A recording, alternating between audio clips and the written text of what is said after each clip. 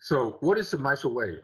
Microwave is a potential flow-based C-keeping code specifically designed to support 3D finite structure analysis. And as you know, the potential flow code, there's a 3D panel method. They're using zero speed green function. That, as an example, you probably heard the MIT's Newman's code. It's called WAMET. And WAMET today is still commercial code widely used in the offshore industry. And DNV has a code called WADET. I think they purchased WAMET, the early version of WAMET, and when WAMET is in development, they have the source license, then they keep developing that. But the core, DNV's WADET is pretty much the WAMET with their own tweak. They developed that. And another approach is called the simple ranking source. And when you using that, you can build up a free surface. And so in theory, you can do high speed. And the example for those codes, DMV has a code called WASM. This is a time domain code. And the US Navy has a code called LAMP, Large Amplitude Motion Program. They have sort of zero green function. They also have the ranking source. When you include the free surface and using the ranking source method, the computational time is longer than the simple ones. So in microwave, we have both, but we know in the production, we're using this zero speed green functions. So that's the 3D panel method. Microwave, we also have 2D and 2.5D strip theory. It's same as the potential flow code.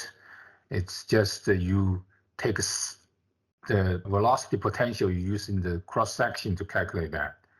So it's follow the same pattern. You have zero speed green functions. You can also use in the simple ranking source. For the ranking source approach, the high speed, you got to use in that. That's the fundamental to solve the Laplace equation using this either 3D or 2D.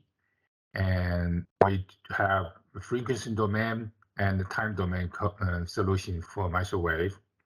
And the time domain solution, we're using the Cummings equations, okay? And using weakly nonlinear, which is Freq-Krylov nonlinear. In other words, first we do the mean surface. In the mean surface, you calculate the radiation diffraction. But for the Freq-Krylov, you are seeing the wave profile. So that's so-called industry, they call this called the weakly nonlinear. It's not a true nonlinear, but Freq-Krylov is a dominant force. So it just seems like that's a better solution than the linear approach. And the LAMP code called weakly nonlinear, they call it LAMP2. If you go to the full nonlinear LAMP4, it takes so long to compute, and most people don't really use that. So in microwave, we directly using your finite model. So when you have a finite model, we're just using that. You don't have to build your hydro model. Most other potential flow-based panel codes, either you should have to write a load mapping from the general panel code like WAMET or DMV, the BV, French register, they have the code called hydrostats also. We run into a large problem in the early days. If we run another hydrodynamic code, for example, when we work on the 2D code called Veris, that's Marintech from Norway, and they generate the loads, and you have to write your own mapping code to map it to your FE code. And when you do that, usually you don't get the equilibrium. Then you have to change the accelerations and get the equilibrium.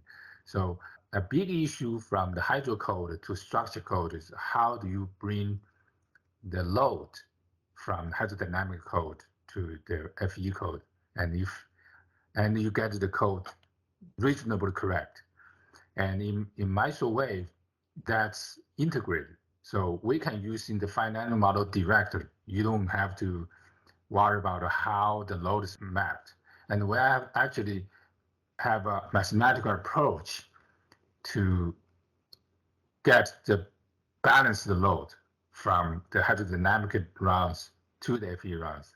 And the balance load is really important to the spectral fatigue. The reason for that is if you know the when you do the extreme load analysis, you only have like maybe 10, 20 load cases. So you can actually review that if it's vertical bending moment, whether it makes sense or not. You can make some adjustment. But for spectral fatigue, which means you got to run every speed, every headings, and that's in general we have like 1,200 load cases, and so that's very difficult to review each load case. So to bring a balanced load transfer is quite important in terms of hydrodynamic load mapping approach.